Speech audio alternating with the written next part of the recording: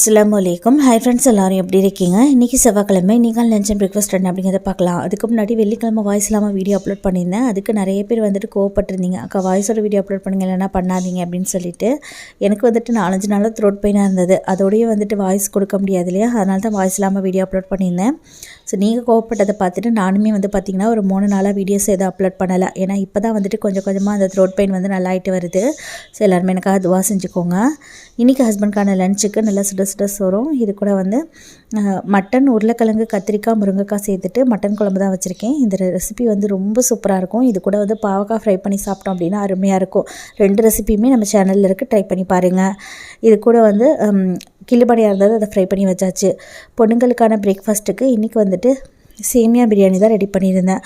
இந்த சேமியா பிரியாணியோடைய பார்த்திங்கன்னா கொஞ்சமாக சுகரும் வச்சு விட்டுருந்தேன், தொட்டு சாப்பிட்றதுக்கு நல்லாயிருக்கும்.